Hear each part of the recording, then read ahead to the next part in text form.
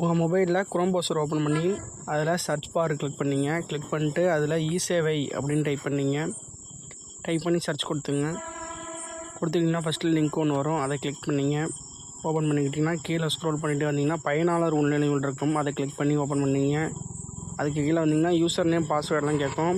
இது ஆல்ரெடி எப்படி நான் க்ரியேட் பண்ணுறதுங்கிற வீடியோ போட்டிருக்கேன். பார்க்காதவங்களுக்கு கீழே லிங்க் கொடுக்குறேன், டிஸ்கிரிப்ஷனில் லிங்க் கொடுக்குறேன். அதை செக் பண்ணி பார்த்துக்கிட்டு இதில் யூசர் நேம் பாஸ்வேர்டும் கொடுத்துட்டு கீழே கேப்ச்சா கொடுக்குற மாதிரி இருக்கும்.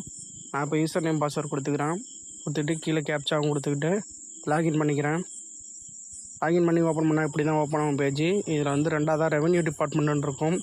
அதை ஓப்பன் பண்ணிங்க. கிளிக் பண்ணி ஓப்பன் பண்ணோன்னா அதில் வந்து அடுத்த பேஜுக்கு வந்துடும். இதில் வந்து பார்த்திங்கன்னா ரெவென்யூ 101 கம்யூனிட்டி சர்டிஃபிகேட்னு ரெண்டாவதாக இருக்குது பாருங்கள். அதான் நம்ம அப்ளை பண்ண போகிறோம். அதை கிளிக் பண்ணி ஓப்பன் பண்ணிங்க. ஓப்பன் பண்ணால் இப்படி தான் அடுத்த பேஜுக்கு போகும். இதில் வந்து என்னென்ன ப்ரூஃப் வேணும் அப்படின்னு கேட்பாங்க. உங்களோட photo, Aadhaar card, community certificate, அதாவது உங்கள் பேரண்ட்ஸ் கம்யூனிட்டி சர்டிஃபிகேட்டு, இல்லைனா அண்ணன் தங்கச்சி இருந்தால் அவங்க கம்யூனிட்டி சர்டிஃபிகேட், அப்படி இல்லைனா டிசி இருந்ததுன்னா டிசியில் கம்யூனிட்டி மென்ஷன் பண்ணியிருந்தாங்கன்னா அந்த சர்டிஃபிகேட், இல்லை பழைய கம்யூனிட்டி சர்டிஃபிகேட் இருக்கும் அதுமாரி ஃபோட்டோ இல்லாமல், அது எல்லாத்தையும் வந்து ஸ்கேன் பண்ணி வச்சுக்கிட்டு கீழே வந்தீங்கன்னா ப்ராசஸ்னு ஒரு ஆப்ஷன் இருக்கும். அந்த ப்ராசஸ்ன்னு இருந்தீங்களா அதை கிளிக் பண்ணிங்க. கிளிக் பண்ணால் இப்படி தான் ஓப்பன் ஆகும். இதில் வந்து நீங்கள் வந்து கேன் ரெஜிஸ்டர் பண்ணுற மாதிரி இருக்கும். அதுக்கான வீடியோ நான் ஆல்ரெடி போட்டிருக்கேன். அதை பார்க்காதவங்க பார்த்துங்க.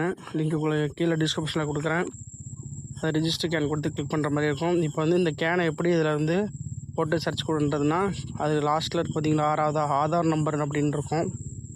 அந்த ஆதார் நம்பரை ஆதார் நம்பருக்கு பக்கத்தில் பாக்ஸ் இருக்குது பாருங்கள். அதை கிளிக் பண்ணி அதில் வந்து உங்களோட ஆதார் நம்பர் இருக்குது பாருங்கள். அதை போட்டு சர்ச் கொடுத்தீங்கன்னா இப்படி தான் ஓப்பன் ஆகும். இதில் வந்து ஃபஸ்ட்டில் அந்த கேன் நம்பர் பக்கத்தில் பாக்ஸ் இருக்கும். அதை கிளிக் பண்ணிக்கிட்டு மறுபடியும் உங்கள் Aadhaar number, date of birth இதில் போட்டுக்கிட்டு ஜென்ரேட் ஓடிபி கொடுக்கணும். ஜென்ரேட் ஓடிபி கொடுத்திங்கன்னா உங்களுக்கு ஓடிபி ஒன்று வரும். அந்த ஓடிபி என்ட்ரு பண்ணிக்கிட்டு கன்ஃபார்ம் ஓடிபின்னு பக்கத்தில் இருக்குது பார்த்தீங்களா, அதை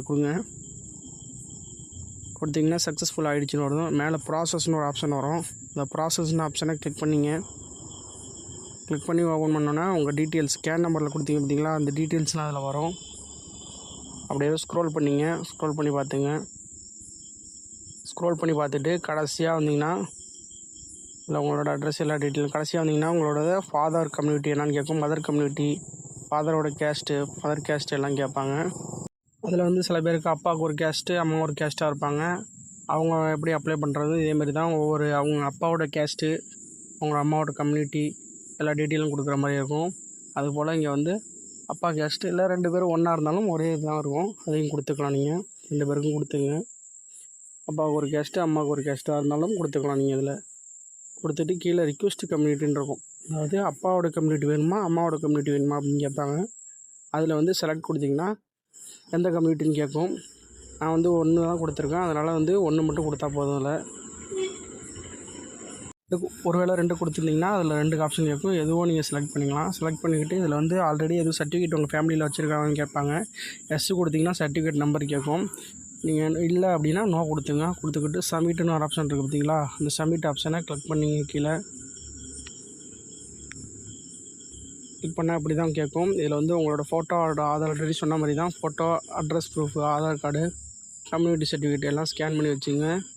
அதுக்கு வந்து கீழே வந்து செல்ஃப் டிக்ளரேஷன் ஃபார்ம் கேட்கும். அதுக்கு கீழே இருக்குது பார்த்தீங்களா, டவுன்லோட் செல்ஃப் டிக்ளரேஷன் ஃபார்ம்னு, அதை கிளிக் பண்ணிங்கன்னா உங்களுக்கு வந்து ஒரு ஃபார்ம் டவுன்லோட் ஆகும். கிளிக் பண்ணி கட்டுற மாதிரி உங்களுக்கு இப்படி தான் டவுன்லோட் ஆகும். உங்களுக்கு அவ்வளோதான், எனக்கு டவுன்லோட் ஆகிடுச்சி.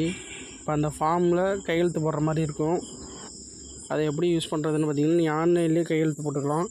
அதுக்கு வந்து சர்ச் பாரில் பிடிஎஃப் எடிட்டர் அப்படின்னு போட்டுங்க. தனியாக வெளில வந்து போட்டிங்கன்னா அதில் 2வது இருக்கும். அந்த வெப்சைட்டுக்கு போவீங்க.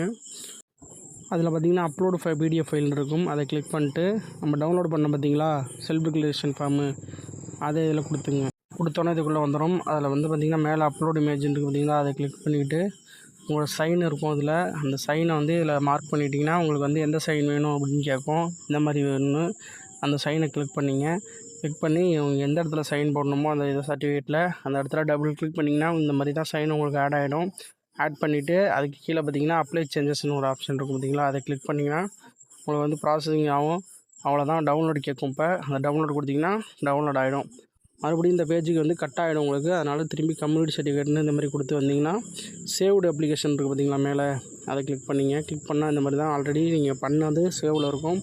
அது டிக் பாக்ஸ் இருக்குது பார்த்தீங்களா, அதை கிளிக் பண்ணிங்க. சர்டிஃபிகேட் அப்ளிகேஷன் நம்பருக்கு பக்கத்தில் அதை கிளிக் பண்ணோடனே உங்களுக்கு வந்து கீழே ஓப்பன் ஆகிட்டு பாருங்கள். அப்லோடு டாக்குமெண்ட்னு கேட்கும். அப்லோட் டாக்குமெண்ட் கொடுத்தீங்கன்னா இதுமாதிரி தான் டாக்குமெண்ட் அப்லோட் பண்ணுறது கேட்கும். நம்ம எல்லாமே ரெடி பண்ணி வச்சாச்சு இப்போ. அதனால் ஃபுல் டாக்குமெண்ட்டையும் அதில் அப்லோட் பண்ணிடுறோம். இப்போ அப்லோட் பண்ணிட்டேன், அவ்வளோதான், சக்ஸஸ் ஆகிடுச்சு. இப்போ அடுத்தது ஓகே கொடுத்தீங்கன்னா கேஷ் கேட்கும். அடுத்தது உங்கள் எந்த பேமெண்ட் பண்ண போகிறீங்கன்னு கேட்கும். எல்லாமே ஓகே கொடுத்துட்டே வாங்க. அவ்வளோதான். கொடுத்துட்டு ஜிபே ஃபோன்பே வழியாக இதை பேமெண்ட் பண்ணிக்கலாம். பண்ணதுக்கப்புறம் பார்த்திங்கன்னா இந்த மாதிரி தான் ரெசிப்ட் வரும். இதை சேவ் பண்ணி வச்சுக்கோங்க. இது போல் தான் நீங்கள் வந்து ஈஸியாக வந்து உங்கள் மொபைல் வழியாகவே சாதி சான்றிதழ் அப்ளை பண்ணிக்கலாம். இதுபோல் தகவலுக்கு நம்ம சேனலை மறக்காமல் சப்ஸ்கிரைப் பண்ணுங்கள்.